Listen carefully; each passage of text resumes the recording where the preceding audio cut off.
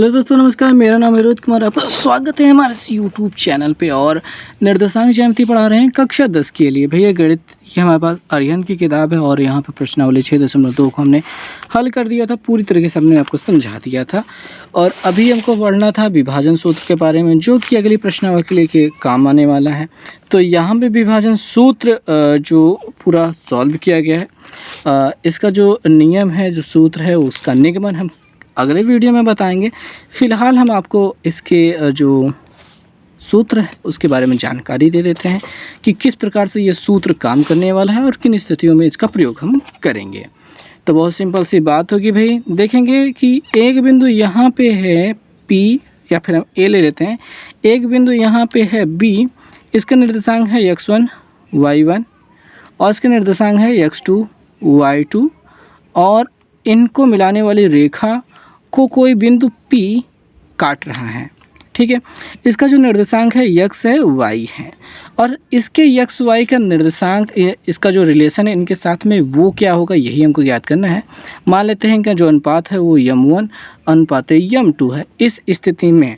ठीक है, तो जो x की वैल्यू है, जो ये अपना x से बीच वाला ये s, ये कहाँ से मिलेगा, ये मिलेगा x1 m2। ठीक है, x1 m2 हमेशा तिरछा वाला, इधर वाले का लिया है तो इधर वाला m2 लीजिएगा, और plus x2 m1 upon m1 plus m2, ये हो गया x के निर्देशांक। इस वाले x के निर्देशांक, बहुत ही सिंपल सा काम, x1 m2 plus x2 m1 हमेशा उल्टा वाला, अल्टरनेट वाला लेना है। इधर वाले लिया तो इधर वाला, इधर वाले लिया तो इधर वाला, नीचे m1 और प्लस m2 तो रहेगा ही। सेम यही पोजीशन आपकी रहेगी y के साथ में। यहाँ पे y1 m2 plus y2 m1 upon m1 plus m2, ये रहेंगे आपके x और y को ज्ञात करने के लिए सूत्र, यानी कि निर्देशांक। ठीक है, ये जो पॉइंट रहेगा जो बीच में रहेगा, इसको काटेगा तो इस स्थिति में हमको ये सब कुछ मिलेगा। अब यहाँ पे सवाल कैसे आने वाली है, बहुत ही सिंपल से सवाल इसी सूत्र पर आधारित होंगी। एक छोटी सी मैं आपको बात ये भी बता दूँ कि अगर एकदम मिडिल पॉइंट वाला निकालने की बात की जाएगी, तब आपका जो फार्मूला हो जाएगा वो x1 प्लस x2 अपॉन 2 और y1 प्लस y2 अपॉन 2 बन जाएगा। बहुत सिंपल सी बात, मैं आपको इसी के आधार पर समझाना चाहूँ। इसी के आधार पर अगर ये बराबर P बीचों बीच आ जाता है तो ये बराबर बांटेगा, तो हम मानेंगे ये भी एक है, ये एक अनुपात 1 के रूप में रहेगा। ठीक है, तो ऐसी स्थिति में जब आप यहाँ पे 1 रखेंगे m1 की जगह पे, x1 ऐसे रहेगा, और इसके जगह पे m2 की जगह m1 की जगह 1 रखेंगे तो x1 प्लस x2 मिलेगा, जो कि ऐसा दिखाई दे रहा है। और यहाँ पे 1 रखेंगे तो 1 जोड़ करके 2 हो जाएगा, यानी कि इसी की तरह मिल जाएगा। और y वाला जो मिला है आपको यहाँ से मिल जाएगा। ठीक है, पोजीशन वही रहने वाली, फार्मूला यही यूज़ होने वाला है, और बस इसी को आधार मान करके हमको आगे की सवालें लगानी है, देखनी है सवालें की कैसे होने वाली हैं। अलग अलग प्रकार की इसमें सवालें दे रहे हैं, कैसे कैसे हो सकते हैं भाई, देखते हैं। मैं आपको क्वेश्चंस बताता हूँ। ओके, तो यहाँ पे दिया गया है क्वेश्चन, थोड़ा सा जूम करके नज़दीक चलते हैं। ये पहुँच चुके हैं, क्वेश्चन पढ़ेंगे और ध्यान से उत्तर को समझेंगे। भैया क्या रहेंगे, निम्नलिखित चित्र में AD क्या है, ये AD जो है मध्यिका है, तब D के निर्देशांक ज्ञात करने हैं। अब देखिए, मध्यिका का मतलब क्या होता है, किसी भी त्रिभुज के एक शीर्ष से सामने वाली भुजा के मध्य बिंदु को मिलाने वाली रेखा को मध्यिका कहते हैं। अगर ये मध्य बिंदु को मिला रही है तो BC का ये मध्य बिंदु होगा, BC का ये मध्य बिंदु होगा। और अगर D के निर्देशांक आपको याद करने हैं तो फार्मूला भैया ये वाला, मध्य बिंदु के लिए निर्देशांक का ये फार्मूला ये रहेगा। अब इसके लिए जो सॉल्यूशन होगा वो, अगर आप कहेंगे कि B और C का मध्य बिंदु ज्ञात करना होगा, तो भैया आपके लिए जो B है वो क्या है, 4,7 है, और जो C है वो क्या है, 6,-5 है, 6,-5 ये हमने लिखा। ठीक है, अब इसका मध्य बिंदु की बात करेंगे। ये C हो गया, ये B हो गया, इसका मध्य बिंदु ही अपना D है, बीचों बीच मिल रहा है। तो D के निर्देशांक के लिए क्या होगा, आपका यही फार्मूला लगेगा जो अभी हमने दिखाया, मध्य बिंदु के निर्देशांक वाला। तो ऐसे में हो जाएगा D के निर्देशांक आपको क्या मिलेंगे, वो हो जाएंगे आपके लिए क्या, x1 क्या है, 4 है, 4 लिखते हैं, प्लस x2 यानी कि 6 अपॉन 2, कॉमा लगाएंगे, y1 यानी कि 7, और y2 यहाँ पे प्लस लगाएंगे, -5 है। ठीक है, अपॉन 2, ये बन जाएगा।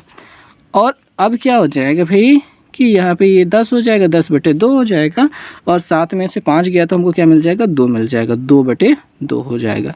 काटेंगे तो क्या मिल जाएगा, यहाँ पे 5, यहाँ पे मिल जाएगा 1, तो हमको मिल जाएगा 5,1। ये हो जाएगा डी के निर्देशांक। है ना बहुत सिंपल सा काम, बहुत ही सिंपल सा काम है। और अब मैं आपको बताऊंगा कि ये जो सवाल है, दूसरी सवाल ये कैसे की जाएगी। तो दूसरी सवाल को हम ध्यान से देखेंगे। थोड़ा सा सीधा कर लेता हूँ मैं, ठीक है, थोड़ा सा टेढ़ा हो जाता है, इसको बोर्ड में ऐसा समझाना थोड़ा सा मुश्किल हो जाता है, ऐसे कॉपी में समझाना। आगे क्या है कि बिंदु 6,3 और 4 -4,5 को मिलाने वाले रेखाखंड को 3:2 के अनुपात में अंतः विभाजित करने वाले बिंदु के हमको निर्देशांक ज्ञात करना है। अब यहाँ पे जो आपने सीखा है ये अंतः विभाजन ही सीखा है, ये जो फॉर्मूला आपने सीखा है ये अंतः विभाजन का ही है। आप इसमें कंफ्यूज ना हो कि विभाजन और अंतः विभाजन का मतलब क्या है। ये अंदर विभाजित कर रहा है, ठीक है।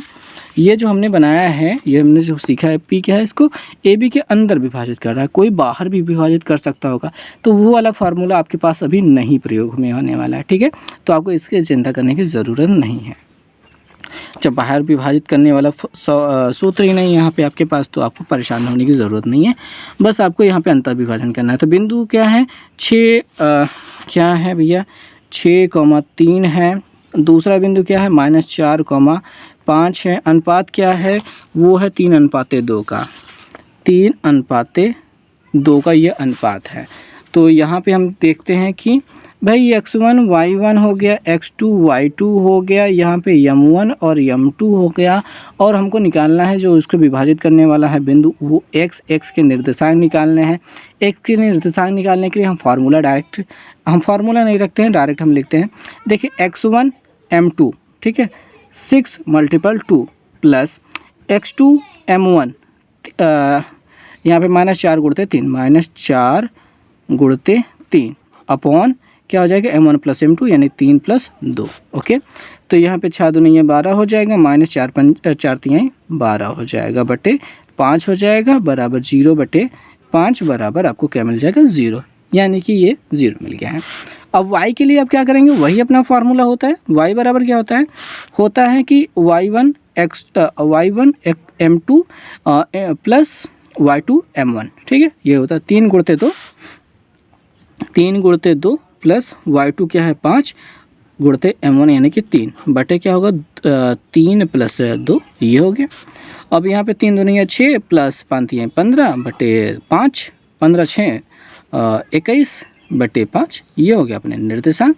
अब अगर निर्देशांक लिखेंगे तो ये मिलेगा 21/5, मतलब 21/5। तो ये रहा आपका निर्देशांक। अगर आप उत्तर देखना चाहें तो ये आपको दिखाई दे रहा है, दूसरे का उत्तर आपको ये मिल रहा है। तो बहुत ही सिंपल सा क्वेश्चन होने वाला है, इसमें बहुत ही आसान तरीके से आप कर पाएंगे। फार्मूला आपको याद रखना है छोटा सा, और उसके बाद आपको इस पर रखते जाना है और आंसर आपको मिलता जाएगा। कोई भी बहुत बड़ी समस्या नहीं होने वाली है।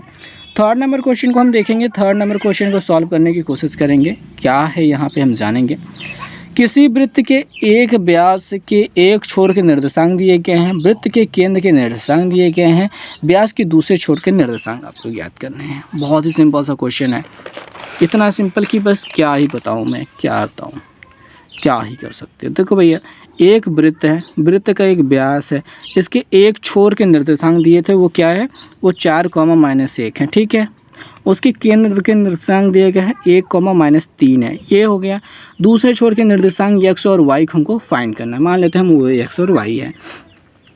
तो एक छोटी सी बात जानते हो कि ये जो व्यास का मध्य बिंदु होता है वही तो अपना केंद्र होता है, ठीक है। व्यास का मध्य बिंदु ही केंद्र होता है। बराबर बराबर भागों में ये भी त्रिज्या बराबर हो गई, तो मध्य बिंदु ही मिला। तो मध्य बिंदु के निर्देशांक लगा देंगे और उत्तर मिल जाएगा। देखिए, इस एक को प्राप्त करने के लिए x1 + x2/2 करना पड़ता है, तब ये मिलता है। मध्य बिंदु के निर्देशांक के लिए क्या होता है भैया, x1 + x2/2, यही होता है x के लिए। तो x की वैल्यू यही है। देखिए, ये x1 है, ये y1 है, ये x2 है, ये y2 है, और ये x है, कैपिटल X बना लेते हैं, कैपिटल Y बना लेते हैं, ये कैपिटल X लिख लेते हैं यहाँ पे, ठीक, ऐसा हो जाएगा। तो इसके जगह पे 1 रखेंगे, बराबर क्या हो जाएगी, ये 4 हो जाएगा, प्लस ये क्या हो जाएगा, x हो जाएगा, बटे क्या हो जाएगा, अपना 2 हो जाएगा, 2 से इधर गुणा कराएंगे, 2 एकम 2 बराबर 4 प्लस यक्स हो जाएगा। यक्स बराबर क्या होगा, 4 इधर जाएगा तो माइनस हो जाएगा, 2 माइनस 4 बराबर मिल जाएगा, यक्स बराबर क्या मिल जाएगा आपको, -2 मिल जाएगा। तो इसके निर्देशांक आपको प्राप्त होने शुरू हो चुके हैं। एक्स की वैल्यू क्या मिल गई, -2 मिल गई है।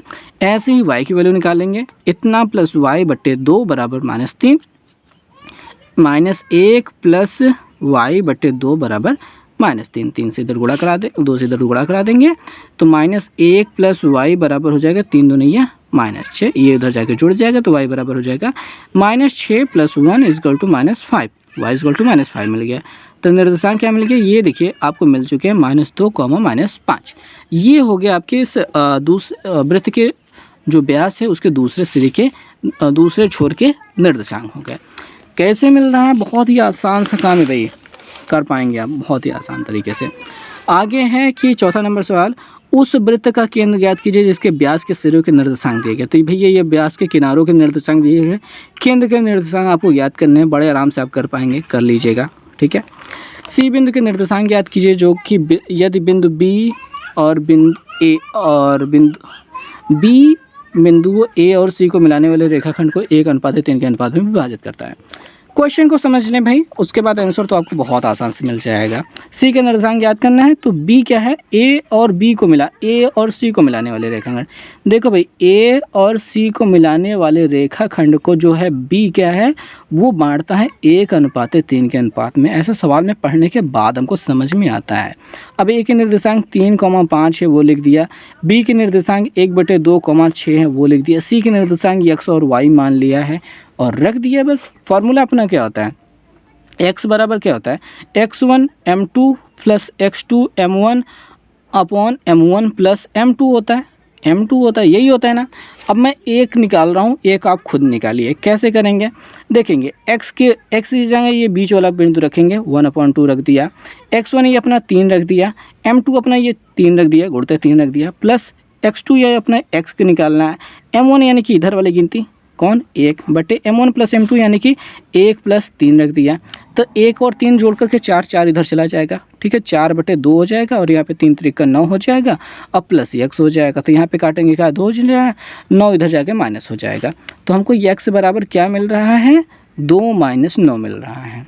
9 इधर जाके माइनस होगा तो 2 - 9 मिल रहा है। तो यहाँ पे आपको क्या मिल रहा है, -7 मिल रहा है। तो x बराबर क्या मिल रहा है आपको, -7 मिल गया है, ठीक है। आंसर अगर आप देखेंगे तो यहाँ पे आपको -7 दिखाई दे रहा है ना, यहाँ पे पाँचवें के जो सवाल है तो यहाँ पे -7 दिखाई दे रहा है x की जगह पे, y की जगह पे 9 दिखाई दे रहा है। तो y की जगह वाला जो काम है आप यहीं वाले फार्मूले में जहाँ पे x1 x2 है, यहाँ पे अपना y1 y2 आ जाता है, बाकी फार्मूला तो वही रहता है ना। तो इसी पे रख करके आप y का मान निकाल लेंगे, बड़े आराम से मिल जाएगा। छठे प्रश्न की बात करेंगे, विभाजन सूत्र का प्रयोग करके दर्शाइए कि बिंदु P A R संरेखी है। मतलब ये सब संरेखी हैं और विभाजन सूत्र का हमको प्रयोग करना है, ठीक है। तो भाई यहाँ पे जो काम होना है ये हमको प्रूव करना है, तो कैसे करेंगे देखते हैं। तो शुरुआत करेंगे, बात को समझते हुए। देखिए यहाँ पे इस विभाजन सूत्र का प्रयोग करके इनको संरेखी सिद्ध करना है। थोड़ा सा जूम आउट कर लेते हैं, ठीक है। संरेखी हमको सिद्ध करना है, छठी सवाल को हमको समझना है। बिंदु इतना दिए गए हैं। अब देखिए यहाँ पे हम किसी को भी हम बीच में रख लेते हैं, जैसे P और Q एक लाइन है, ठीक है, उसके बीच में अपना R है। अब ये P के निर्देशांक हैं 2, -1, Q के निर्देशांक है 0,1, R के निर्देशांक है -3,4, ठीक है। अब मान लेते हैं ये K/1 के अनुपात में विभाजित करता है, ठीक है, K/1 के अनुपात में भी विभाजित करता है। ये ऐसा आपको मानना पड़ेगा, ऊपर लिखना पड़ेगा, माना कि R, P और Q को K/1 के अनुपात में विभाजित करता है। ऐसा हिंदी में लिखने के बाद ये आपको ऐसे चित्र बना देना है, थोड़ा सा बड़ा भी बना सकते हैं। यहाँ पे आप P को दर्शा के, यहाँ पे Q को दर्शा के, यहाँ पे बीच में R को दर्शा के, यहाँ पे K/1 अनुपात लिख सकते हैं। बिंदुओं के निर्देशांक आप साथ में लिख सकते हैं। उसके बाद आपको वही विभाजन का सूत्र यहाँ पे अप्लाई करना है। अप्लाई करने के लिए भी हम x की वैल्यू पहले लिखाएंगे। देखिए x1 m2 plus x2 m1 upon m1 plus m2 होता है, ये फार्मूला होता है, ठीक है। इसी पे हम चीज़ों को रखेंगे। x की जगह पे क्या होगा, ये मिड पॉइंट वाला x1 की -3 मिल जाएगा, बराबर x1 क्या हो जाएगा, ये अपना 2 हो जाएगा, गुणते करेंगे 1 से, प्लस x2 जो होगा वो अपना 0 हो जाएगा, गुणा करेंगे उसको k से और बटे कर देंगे m1 प्लस m2 यानी कि k प्लस 1, ठीक है, इतनी बात समझ में आ गई। m1 प्लस m2 यानी k प्लस 1। यहाँ पे -3 जो है इसके साथ जाके गुणा करेंगे तो -3k और -3 मिल जाएगा बराबर, यहाँ पे 2 का नाम 2 मिल जाएगा और यहाँ पे k तो 0 हो गया भैया, यहाँ पे 0 हो गई है। 3 को उधर भेज दीजिए तो -3k इजगल टू हो जाएगा, 3 उधर जाके जुड़ जाएगा तो ये 5 हो जाएगा।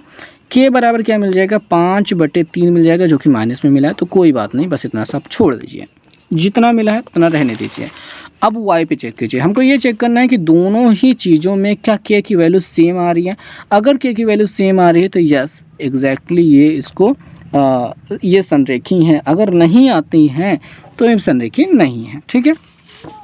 तो हम यहाँ पे y की वैल्यू वाला रखना शुरू करेंगे तो y1 m2 plus y2 m1 upon m1 plus m2 रखते हैं भैया। y की जगह पे क्या हो जाएगा, ये अपना 4 हो जाएगा इजकल टू y1 यानी कि -1 इंटू 1 प्लस y2 जो है 1 है गुणते k अपॉन 1 प्लस k या फिर k प्लस 1 कोई भी रखो, बात से कही है। इसका इधर गुणा कराएंगे तो 4 प्लस 4k मिल जाएगा इजगल टू -1 और यहाँ पे प्लस k मिल जाएगा। ओके, पक्षांतर करते हैं, इसको इधर लाते हैं, k को इधर ले जाते हैं तो भैया 4k minus k is equal to -1 और यहाँ पे -4 हो जाएगा, ये हो जाएगा -5 और यहाँ पे घटाने के बाद में क्या मिल जाएगा, 3k मिल जाएगा। तो k बराबर क्या हो जाएगा, -5/3। क्या ये इसके बराबर है?